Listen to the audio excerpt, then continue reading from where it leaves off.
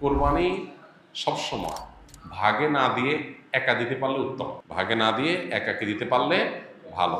গরুতে আপনি ভাগে কোরবানি দিলেন, সেটার চাইতে ছাগলে আপনি একাকি কোরবানি দিতে পারলে বেশি ভালো। কারণ সাধারণত এক ভাগ গরুতে কোরবানিতে যে টাকা যায়, সাধারণত জেনারেলি একটা ছাগলে অলমোস্ট সে পরিমাণ বা তার চেয়ে কোনো কোনো ক্ষেত্রে 1-2 হাজার আরও বেশি যায়। তাহলে আপনার অর্থ খরচ তো অলমোস্ট সমান বা বেশি হচ্ছে। এদিকে একাধিক ব্যক্তি একই পশুতে কোরবানি দিলে সেখানে ঠিকমতো বন্টন হলো কিনা, কারোর মনে কোনো দুঃখ থাকলো কিনা, কোনো কম বেশ হলো কিনা, নানাবিধ বিষয় থাকে। আপনি একাকি কোরবানি দিলে, ভাগে কোরবানি না দিলে এই সমস্ত ঝামেলার ঊর্ধ্বে আপনি উঠে গেলেন। তবে এটা ঠিক যে একাধিক ব্যক্তি যদি একটা পশুতে কোরবানি দেয় এবং কারোর নিয়তের ভিতরে ভেজাল থাকে, এর জন্য সবার নিয়ত নষ্ট হয়ে যাবে, কারোর কোরবানি হবে না, এটা সেরকম না। কারণ একজনের পাপের বোঝা আরেকজনের উপরে আসবে না। তারপরও সতর্কতামূলক উপায় হলো নিজের হালাল টাকা দিয়ে নিজের মতো করে কোরবানি দিতে পারা। শরীকে কোরবানি দিলে সেটা সম্পূর্ণ জায়েজ। একটা গরু, একটা ওঁট, এই দুই ধরনের পশুতে আপনার সর্বোচ্চ 7টি ভাগ হতে পারে। আর এর বাইরে কোনো ভগ্নাংশ চলবে না, অর্থাৎ এক ভাগ দুজন মিলে নেওয়া চলবে না। যে কোনো এক ব্যক্তি বা একটা পরিবারের তরফ থেকে একটা ভাগ হবে, এভাবে সর্বোচ্চ 7 ভাগ। সেক্ষেত্রে যত ভাগ কম হবে সব তত বেশি হবে। কারণ হলো একটা গরুর দাম যদি 70,000 টাকা হয়, 7 ভাগ হলে 10,000 করে পড়বে। আর যদি সেই গরুটাকেই আপনি 2 ভাগে করেন তাহলে 35,000 করে পড়বে, তাহলে টাকা বেশি খরচ হবে। ইন্না আইজামাল জাজাই মা আইজামিল বালা। যার যত বেশি কোনো ভালো কাজ করতে গিয়ে যত বেশি কষ্ট হবে, শ্রম হবে, মেধা খরচ হবে, অর্থ ব্যয় হবে, সবের পরিমাণ তত বেশি হবে। সো ভাগের পরিমাণ যত কম হবে, সবের পরিমাণ তত বেশি হবে। পাশাপাশি গোশত বন্টনের পদ্ধতি হলো যে কয় ভাগ হবে সেই কয় ভাগে কোরবানির গোশত বন্টন করতে হবে সমান হারে। এবং এক্ষেত্রে ভাগে কোরবানি দিতে গিয়ে, গোশত বন্টন করতে গিয়ে যদি কেউ তসরুফ করেন তো সেটা হারাম হবে, গুনাহের কারণ হবে এবং নাজায়েজ কাজ হবে। কোরবানির পশু জবাই করার সঠিক নিয়ম কি? কিভাবে একজন মানুষ নিজের কোরবানি নিজের পশুটি জবাই করতে পারবেন? কোরবানি পশু জবাই করাটা জটিল কোনো বিষয় না। আমাদের সাধারণ মানুষের মধ্যে এক ধরনের ভীতি কাজ করে, ভয় কাজ করে। আমরা মনে করি যে কোরবানি পশু জবের অনেক নিয়ম কানুন আছে, যেটা একটু এদিক সেদিক হয়ে গেলে আর কোরবানি হবে না। এটা আমাদের অনেকেরই অহেতুক ভীতি বলতে পারি। খুবই সিম্পল এবং খুবই সহজ একটি বিষয়। আপনি মোরগ যেভাবে জবাই করবেন, হাঁস যেভাবে জবাই করবেন, ঠিক একই পদ্ধতিতে গরু ছাগল জবাই করবেন। এক্ষেত্রে আপনার দেখার বিষয় হলো বিসমিল্লাহ বলে জবাই করছেন কিনা। এটা প্রথমত বিসমিল্লাহ বলছেন কিনা, বিসমিল্লাহ আল্লাহু আকবার বললেন জবাই শুরুতে, এটা প্রথম আপনার হালাল হওয়ার জন্য শর্ত।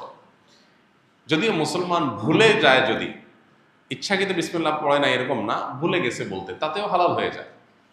তো বিসমিল্লাহ আল্লাহু আকবার বলে মুখে আপনি জবাই করবেন, এটাই জবাইয়ের পদ্ধতি। এবং সেই সাথে ভালো করে শুইয়ে পশুকে যাতে কষ্ট কম দিয়ে জবাই করা যায় সেজন্য ধারালো ছুরি নিয়ে আপনি পশুর কণ্ঠনালী গলায় আপনি ছুরি চালনা করবেন। এখানে ছুরি চালনা করার পর দেখতে হবে যে বড় যে নালীটা, খাদ্য নালী, যেটা দিয়ে খাবার নামে, ওইটা কাটা গেছে কিনা। শ্বাসনালী মাঝারো সাইজের যেটা আছে সেটা কাটা গেছে কিনা। আর তার দুই পাশে দুইটা আপনার ছোট ছোট রগের মতো আছে, সেগুলো কাটা গেছে কিনা। বাস এইটুকু আপনি দেখলেন, ভালো করে পোজ দিলেন যাতে করে এগুলো কেটে যায়, এটা চোখে দেখা যাবে। তাহলে সেক্ষেত্রে আপনার জবে হয়ে গেছে, কোরবানি হয়ে গেছে। এরপর আপনি এই পশু জবের সময় বিসমিল্লাহ আল্লাহু আকবার বলার পাশাপাশি আরেকটা দোয়া পড়তে পারলে ভালো, না পড়লেও কোরবানি হয়ে যাবে, জবে হয়ে যাবে।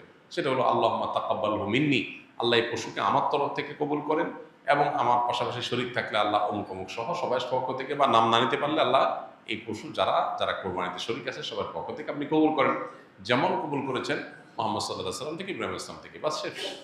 এটা আপনি বললেন, বিসমিল্লাহ আকবার বলে ছুরিচালনা করলেন, রগগুলো কাটা গেল কিনা আপনি দেখলেন, কণ্ঠনালী শ্বাসনালী কাটা গেছে কিনা, দ্যাটস এনাফ, আপনার কোরবানি হয়ে গেছে। তাহলে এটা জটিল কোনো বিষয় না।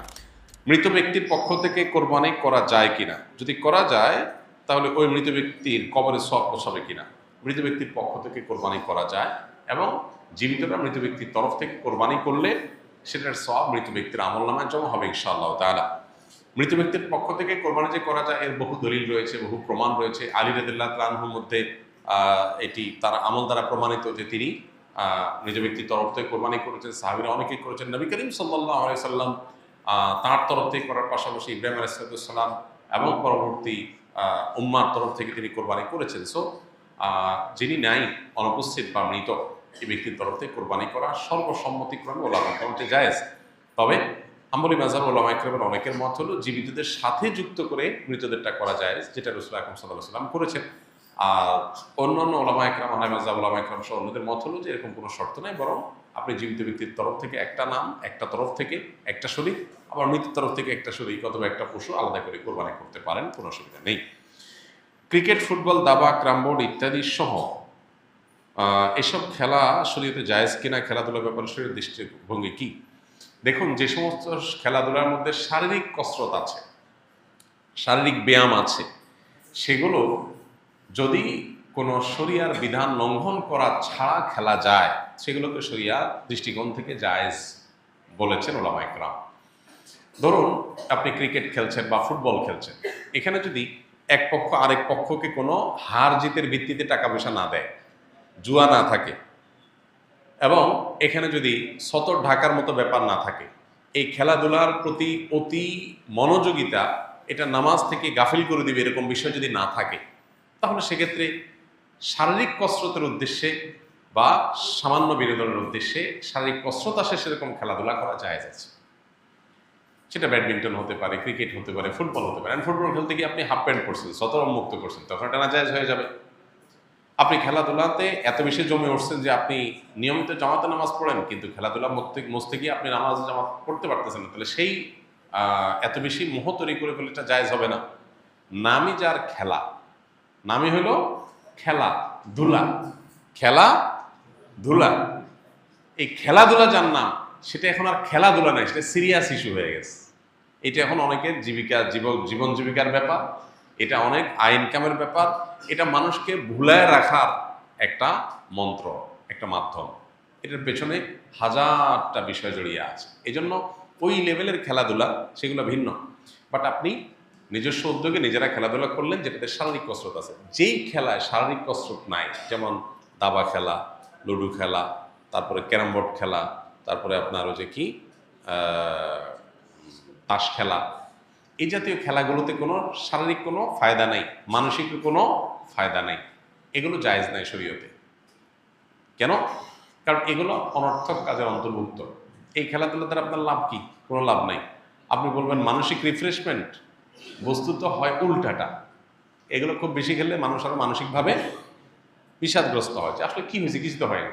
আপনি দৌড়াদৌড়ি করেছেন, পরিশ্রম করেছেন, ঘাম ঝরছে, ব্যায়াম হয়েছে, এটা স্বাস্থ্যের জন্য ভালো হয়েছে। তো এগুলোতে ভালো কোনো দিক নাই।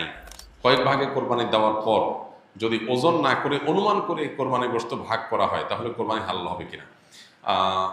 অনুমান করে ভাগ করলে সেটা জায়েজ হবে তখন যখন শেয়ার হোল্ডার যারা আছেন, যাদের ভাগ আছে, তাদের কারোর মনে যদি কোনো দুঃখ না থাকে, তারা নিজেরা যদি সম্মত হন। ধরা যাক যে দুই ভাই মিলে কোরবানি দিয়েছেন, তারা চিন্তা করতেছেন এত এক্সাক্ট মাপামাপি করা ঝামেলার ব্যাপার, অনুমান করে আমরা ভাগ করে ফেলি, আমাদের কোনো দুঃখ নাই, একটু কম হোক বেশি হোক আমরা ভাই ভাই, কোনো অসুবিধা নেই।